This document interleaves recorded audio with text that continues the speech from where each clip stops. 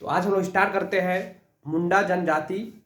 जो हम लोग का पिछले क्लास को हम लोग छोड़ चुके थे, उरांव जनजाति हम लोग समाप्त कर चुके थे, और वहीं से हम लोग मुंडा जनजाति से हम लोग आगे बढ़ेंगे। ठीक है, तो सबसे पहले हम लोग देखेंगे मुंडा जनजाति का समाज। तो जैसे जैसे जैसे हम आप लोगों को बोलते जाएंगे वैसे वैसे अपना कॉपी में आप लोग नोट डाउन करते हुए चलिएगा। ठीक है, तो पहला पॉइंट लिखिएगा, हम बोलते हुए चलेंगे, आप लोग कॉपी में नोट डाउन करते हुए चलिएगा। लिखिए, इस जनजाति को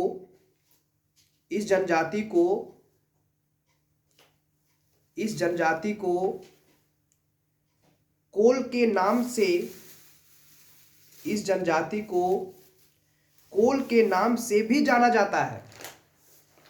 कोल के नाम से, ध्यान दीजिएगा, इस जनजाति को कोल के नाम से भी जाना जाता है। ठीक है, नेक्स्ट पॉइंट लिखिएगा,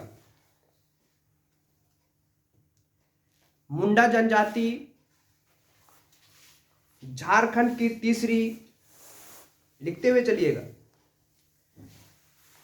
मुंडा जनजाति झारखंड की तीसरी सर्वाधिक जनसंख्या वाली जनजाति है। झारखंड की तीसरी सर्वाधिक जनसंख्या वाली जनजाति है। नेक्स्ट पॉइंट लिखिएगा, प्रतिशत की दृष्टि से यदि अगर प्रतिशत की दृष्टि से अगर मुंडा जनजाति को देखा जाए तो 14.56% है। लिखते हुए चलिएगा, 14.56% प्रतिशत की दृष्टि से। नेक्स्ट लिखिएगा, अगला पॉइंट, मुंडा शब्द का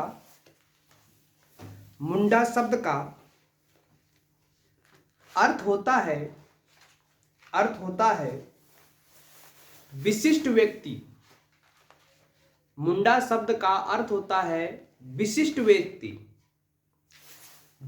व्यक्ति यानी कि विशेष व्यक्ति। मुंडा शब्द का अर्थ होता है विशिष्ट व्यक्ति, अर्थात गांव का, यानी कि गांव का राजनीतिक प्रमुख, गांव का ये राजनीतिक प्रमुख होते हैं मुंडा। ठीक है, नेक्स्ट पॉइंट लिखिएगा, ये जनजाति का संबंध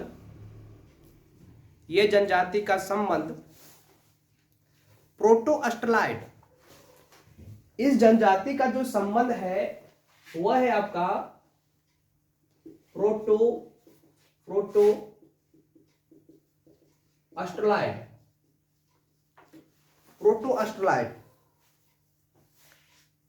अस्ट्रलॉइड प्रजाति समूह से संबंध रखते हैं। ये जनजाति का संबंध है प्रोटो अस्ट्रलॉइड प्रजाति समूह से संबंध रखते हैं। ठीक है, लिख लिए। नेक्स्ट पॉइंट है, मुंडा समाज के लोग, नेक्स्ट पॉइंट लिखिएगा, मुंडा समाज के लोग मुंडारी भाषा का प्रयोग करते हैं। ये लोग मुंडारी बोलेंगे, ये लोग अपने भाषा में मुंडारी भाषा का प्रयोग करते हैं, मुंडारी भाषा का प्रयोग करते हैं। और इनकी जो भाषा है, ध्यान दीजिएगा, इनकी जो भाषा है वो भाषाई परिवार का, लिखिएगा, इनकी भाषा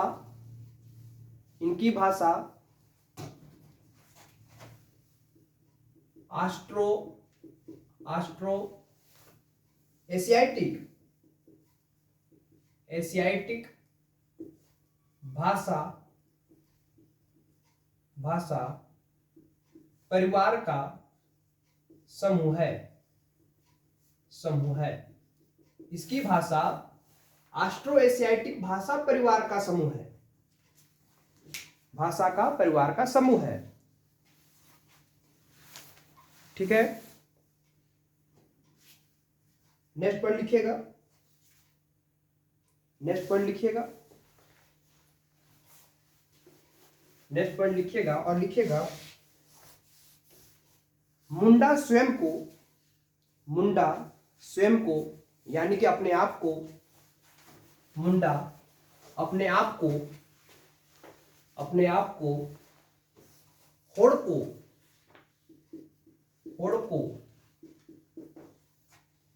कहते हैं। होड़को कहते हैं अपने आप को, ये लोग होड़को कहलाते हैं, होड़को कहते हैं। तथा अपनी भाषा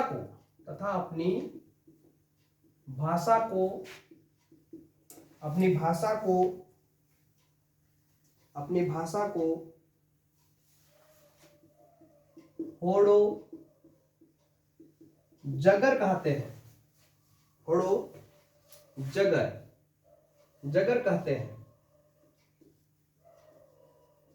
होड़ो जगर कहते हैं। ठीक है, अपने आप को ये लोग बोलेंगे होड़को और अपनी भाषा को ये लोग बोलेंगे होड़ो जगर। याद रखिएगा ये सब टर्म। ठीक है, नेक्स्ट पॉइंट लिखिएगा। नेक्स्ट पॉइंट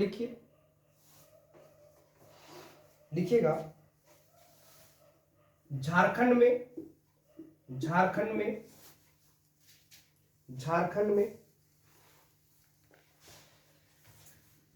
में लिखिएगा मुंडा का सर्वाधिक संकेंद्रण।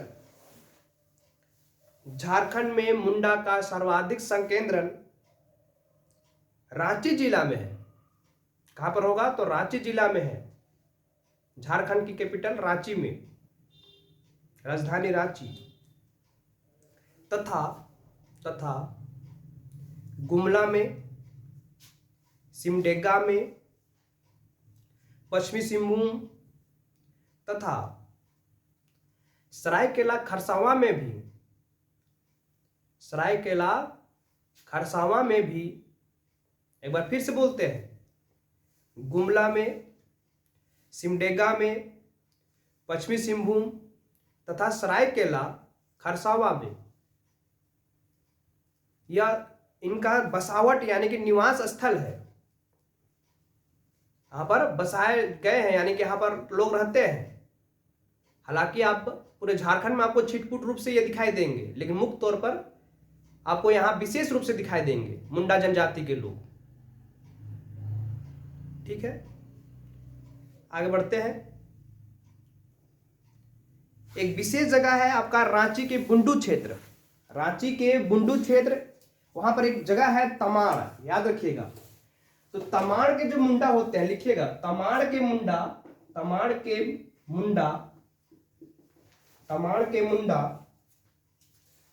को तमाड़ी मुंडा या पातर मुंडा भी कहते हैं। पातर मुंडा भी कहते हैं। ठीक है, पातर मुंडा भी कहते हैं। नेक्स्ट पॉइंट लिखिएगा मुंडाओं की या तो फिर मुंडाओं के द्वारा लिखिएगा। मुंडाओं के द्वारा निर्मित भूमि को, मुंडाओं के द्वारा निर्मित भूमि को खूटकट्टी, ध्यान दीजिएगा एक टर्म है खूटकट्टी भूमि, खूटकट्टी भूमि खुटकट्टी भूमि कहा जाता है? मुंडाओं द्वारा, यानी कि मुंडाओं के पूर्वज जब झारखंड में बसे, हम बताएंगे कैसे आए थे मुंडा यहां, तो झारखंड में बसे और झारखंड में अपने जो जंगल का भूमि था उसे साफ करके धीरे धीरे उसे कृषि योग्य भूमि बनाए, और इसी भूमि को हम लोग खुटकट्टी भूमि के नाम से भी जानते हैं। जब हम लोग सीएनटी और एसपीटी एक्ट पढ़ेंगे तो उसमें हम लोग इसको डिटेल से चर्चा करेंगे, मुंडा खुटकुटी भूमि का।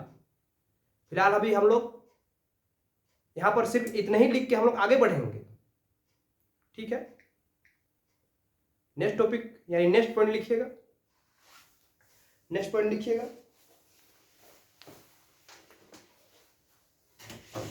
लिखिएगा अगला पॉइंट है मुंडाओं की समाज एवं संस्कृति। अगला छोटा सा हेडिंग बनाइएगा, वह होगा मुंडाओं की समाज एवं संस्कृति। मुंडाओं की समाज एवं संस्कृति लिख लिए। इसमें पहला पॉइंट लिखिएगा, इसमें पहला पॉइंट, इसमें पहला पॉइंट लिखिए, इसमें पहला पॉइंट लिखिए, लिखिएगा। इसमें पहला लिखिएगा सामाजिक दृष्टि से, सामाजिक दृष्टि से मुंडा समाज, सामाजिक दृष्टि से मुंडा समाज ठाकुर, सामाजिक दृष्टि से मुंडा समाज, पहला लिखिएगा ठाकुर, कोमा दीजिए, ठाकुर, मानकी, मानकी, मुंडा, मानकी, मुंडा, बाबू, ठाकुर, मानकी, मुंडा, बाबू, कोमा देते हुए भंडारी, भंडारी एवं पातर में विभक्त है। ठाकुर में, मानकी में, मुंडा में, बाबू में, भंडारी में और पातर में विभक्त है, ठीक है। नेक्स्ट पॉइंट लिखिएगा मुंडा जनजाति में, मुंडा जनजाति में सहगोत्रीय विवाह, मुंडा जनजाति में सहगोत्रीय विवाह, सहगोत्रीय विवाह निषेध है, यानी कि मनाही है। एक ही गोत्र में लोग शादी विवाह का जो काम है वह नहीं कर सकते हैं, एक ही गोत्र में शादी विवाह नहीं किया जा सकता है। नेक्स्ट पॉइंट लिखिएगा इस जनजाति के सर्वाधिक, इस जनजाति के सर्वाधिक प्रचलित विवाह, इस जनजाति के सर्वाधिक प्रचलित विवाह आयोजित विवाह है। इस जनजाति के सर्वाधिक प्रचलित विवाह आयोजित विवाह है, आयोजित विवाह, आयोजित विवाह हम लोग क्लास में पढ़ चुके हैं। जैसे कि हम लोग विशेष रूप से आप लोग को हम जब संथाल जनजाति पढ़ा रहे थे उसमें तरह तरह के हम विवाह के बारे में बताए थे, सेम उसी तरह यहाँ भी विवाह होता है। लेकिन संथाल जनजाति में जितने प्रकार के विवाह होते हैं उतने प्रकार के यहाँ पर मुंडा जनजाति में विवाह नहीं होते हैं। यहाँ कुछ कम विवाह के स्वरूप आपको देखने को मिलेंगे, फिर भी कुछ कुछ विवाहें संपन्न की जाती है जो सामाजिक मान्यताएं के रूप में उसको मान्यता दिया गया है। लिखिएगा पहला, कुछ विवाह का रूप है, पहला लिखिए पहला लिखिएगा राजी खुशी विवाह। पहला है राजी खुशी विवाह, राजी खुशी विवाह, राजी खुशी विवाह।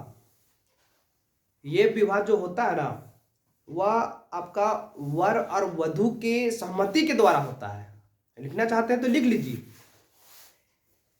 वर वधु के इच्छा के स्वरूप, यानी कि अनुसार, वर वधु के इच्छा के अनुसार यह विवाह होगा। ठीक है, नेक्स्ट पॉइंट लिखिएगा हरण विवाह। हरण, अपहरण वाला हरण, हरण विवाह, हरण विवाह, हरण विवाह, हरण विवाह। इसमें होता क्या है कि पसंद की लड़की को कभी हरण करके, पसंद की लड़की को हरण करके इसमें विवाह किया जाता है। ठीक है, नेक्स्ट लिखिएगा अगला जो विवाह का रूप है वह है आपका सेवा विवाह। सेवा विवाह, सेवा विवाह, सेवा विवाह। और इसमें होता क्या है कि सेवा विवाह में कि ससुर के घर में, ससुर के घर में कन्या द्वारा वहां पर सेवा करके, ससुर का, सास का, वहां के अन्य सदस्यों का सेवा करके उसको, उनके मन को खुशी करके कुछ दिनों के बाद ये विवाह संपन्न कराए जाते हैं। जब उनको लगता है कि नहीं ये घर के लिए काबिल है, तब ये विवाह संपन्न होते हैं। तो एक होता है सेवा विवाह, लिख लीजिए। आगे लिखिएगा हठ विवाह। एक है आपका हठ विवाह, हठ, हठ विवाह लिखिएगा। इसमें लिखिएगा, इसमें हठ विवाह में वधु द्वारा यानी कि कन्या द्वारा विवाह होने तक, विवाह होने तक, विवाह होने तक वर के, वर के, वर के घर में, घर में बलात् प्रवेश, बलात् प्रवेश कहने का मतलब है कि जबरदस्ती, बलात् लिखिएगा, बलात् प्रवेश करके, बलात् प्रवेश करके कुछ दिनों के बाद, कुछ दिनों के बाद विवाह संपन्न कराए जाते हैं। कुछ दिनों के बाद विवाह संपन्न कराए जाते हैं। ठीक है, कुछ दिनों के बाद विवाह संपन्न कराए जाते हैं। अगला पॉइंट लिखिएगा, इसके कुछ कुछ सामाजिक व्यवस्थाएं जिसका नामकरण लिख लीजिए। तो पहला हेडिंग बनाइएगा, छोटा सा हेडिंग, वह हेडिंग होगा सामाजिक व्यवस्था के नामकरण।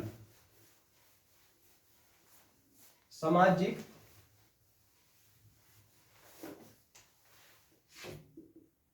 सामाजिक व्यवस्था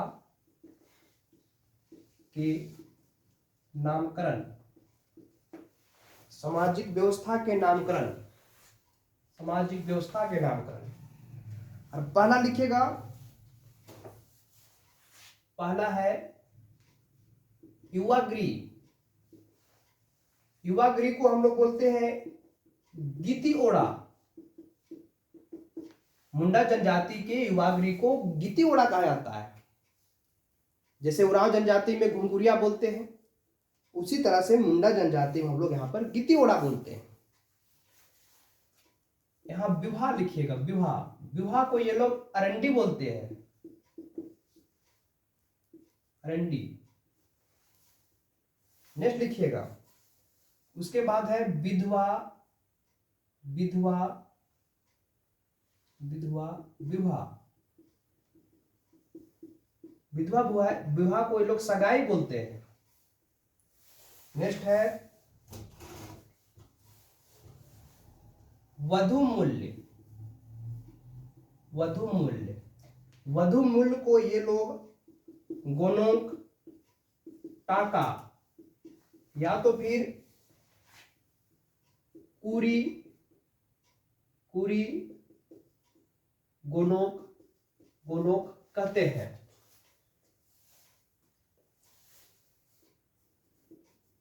ग्राम प्रधान को, ग्राम प्रधान को मुंडा बोलते हैं। लिखते हुए चलिएगा, मुंडा।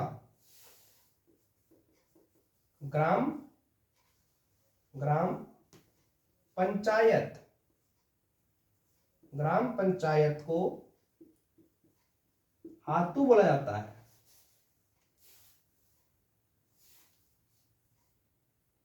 ग्राम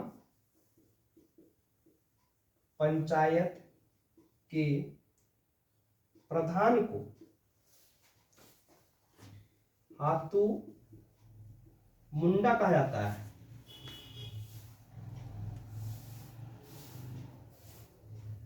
उसी तरह है कई गांवों को मिलाकर, मिलाकर, मिलाकर पंचायत का निर्माण होता है। पंचायत का निर्माण, जिसे हम लोग पढ़ा या तो फिर पढ़ा,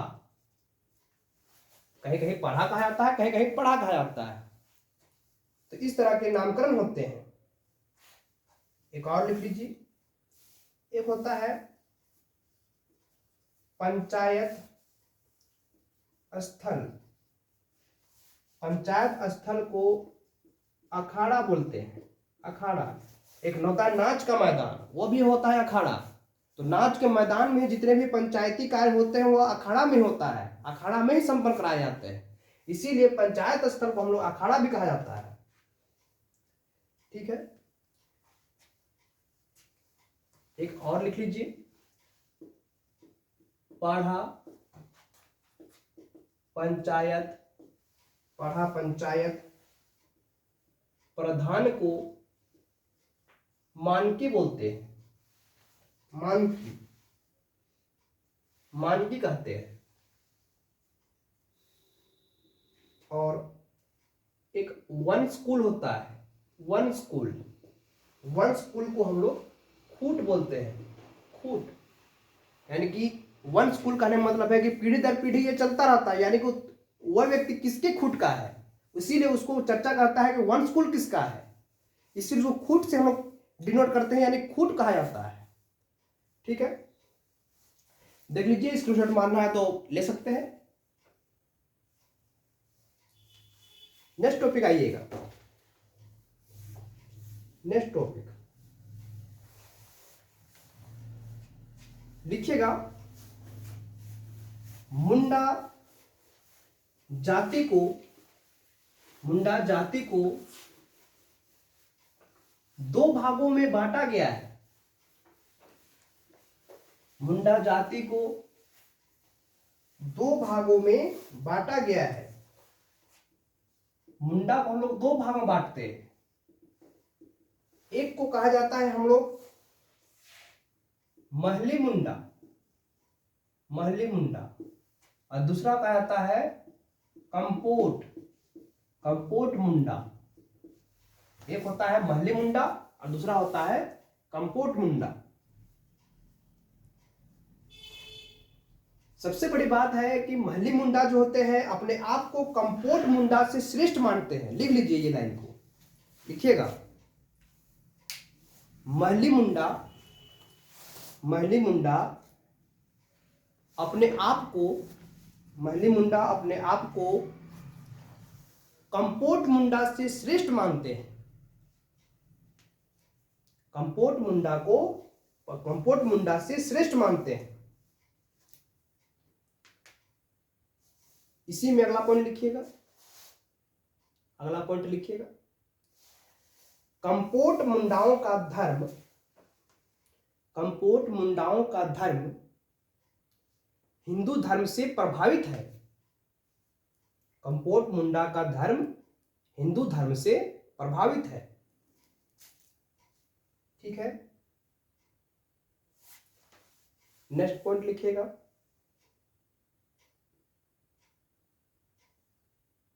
इस जनजाति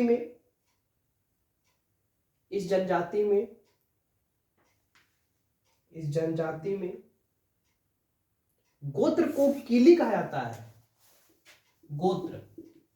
गोत्र को ये लोग कीली बोलते हैं। इस जनजाति में गोत्र को कीली कहते हैं। इस जनजाति में गोत्र को कीली कहा जाता है। एक फेमस इतिहासकार है रिजले, ध्यान दीजिएगा, रिजले एक फेमस इतिहासकार है। इतिहासकार इनके द्वारा कहा जाता है कि मुंडा जनजाति का गोत्र लगभग 340 प्रकार के हैं। सोच सकते हैं, इसका जो मुंडा जनजाति का जो गोत्र है वो 340 है। 340 गोत्र है। 340 गोत्र। एक और भी इतिहासकार है, उनका कहना है, उनका नाम है सोमासी मुंडा। ये भी इतिहासकार रहे हैं। इनका मानना है कि मुंडा जनजाति को कम से कम 13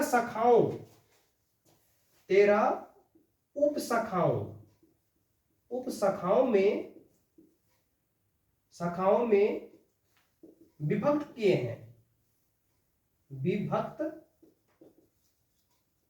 हैं। लिखते हुए चलिएगा। सोमासी मुंडा जो है वह 13 उपशाखाओं में मुंडा जनजाति को विभक्त करते हैं। ठीक है, तो इस तरह से हम लोग अध्ययन करेंगे और निरंतर आगे बढ़ेंगे। यह वीडियो जो है वह करीब 27-28 का हो गया है, 27-28 मिनट का।